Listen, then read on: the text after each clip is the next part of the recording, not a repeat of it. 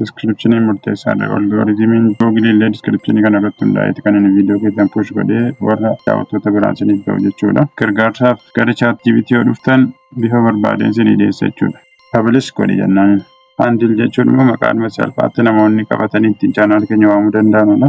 Akkam jirtu hordoftoonni chaanaalii kiyyaa, viidiyoo kana keessatti akkaataa itti salphaadhumatti chaanaalii yuutuubii bannu waliin ilaalla. Gara viidiyootti seenuun duratti viidiyoo kana like, share, chaanaalii subscribe gochuudhaan jajjabeessaa. Galatooma. Jalqaba irratti akkaawuntii Gmailii qabaachuu qabna. Akkaawuntii Gmailii banuun immoo qal'aalee waan ta'eedhaaf salphaadhumatti namni banachuu danda'a. Namni immoo ifa hin taaneef komentii irratti naaf ibsu. Yeroo biraa viidiyoodhaan qabadhee kan dhiyaadhu ta'a. Kallattiidhumaan gara yuutuubii deemna.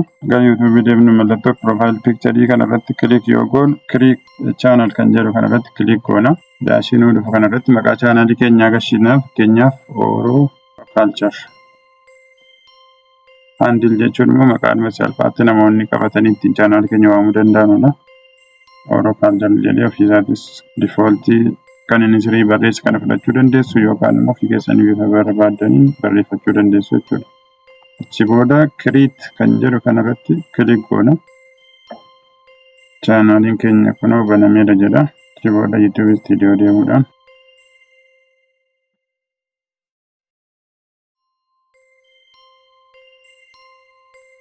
YouTube Studio erga seennee booda customization kan jedhu kanarratti click gochuudhaan chaanaalii keenya wanteen guutamuu qabuun kanneen hafan guutuu dandeenya jechuudha. Fakkeenyaaf baanar jalqaba irratti baanarii nu gaafata. Baanar jechuun kan profile picture keenya dudduubarraan ta'ee kan chaanaalii keenyaaf miidhagina laatu jechuudha. As keessaa fakkeenyaaf akkuma fakkeenyaatti kan hin kaa'e tokko fudhanna. Dan yoo jennu ofiisaatii fidee upload nu godha jechuudha. Taansuudhaan profile picture keenya upload goona.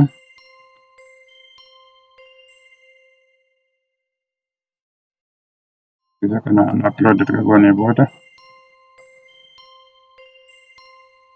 descriptionii chaanaalii kana. Descriptionii jechuun chaanaaliin kun maal irratti focus godha, maal irratti xiyyeeffatee hojjeta waan jedhu generalize godhanii waa'ee chaanaalii kana kan barreessan jechuudha. Fakkeenyaaf ChatGPT irra galeetan naa barreessi descriptionii fi taagii fi taayitiliin jedhama.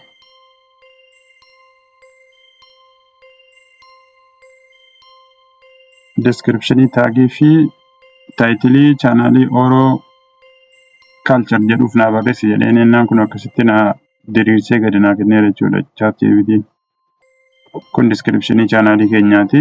Kana direct copy paste goone chaanaalii feetan iyyuu banattanii kanarratti gargaarsaaf gara ChatGPT yoo dhuftan bifa barbaadeen isinii dhiyeessa jechuudha.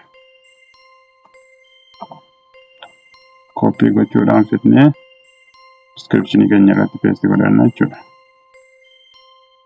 Bifa kanaan descriptionii murteessaadha. Algoritimiin Google illee descriptionii kana irratti hundaa'eeti kan inni viidiyoo keessan push godhee warra daawwattoota biraan isiniif ga'u jechuudha. Video watermark kan jedhu kun immoo upload gootanii asirratti loogoodhuma kan keessanii kan chaanaalii keessanii profile picture ta'us waan chaanaalii keessan ibsuu danda'u loogoo asirratti yoo upload gootan xiqqeesseetuyyuu viidiyoo keessan hundarratti iyyuu gara gadiitti isinii dhiyeessa jechuudha YouTube'n. Edda akkas goone kana gashinee booda publish godhi jennaan. Publish godhee xumureera bakka. Already kana booda viidiyoo fe'u qofatu nafe jechuudha. Viidiyoo fe'uudhaaf immoo kunoo asirratti click godha. Click upload video kan jedhu kana seennee akkaataa kanaan viidiyoo keenya memory irraa drag goonee itti gashuu dandeenya. Upload gochuu hin dandeenye gara faayilaa direct deemne. Viidiyoon keenya irraa kanuma irratti xumuramaa. Yaada keessan komentii irratti naa ibsaa. Viidiyoo yeroo dhufuun hanga walitti deebinutti nagaadhaan naa tura.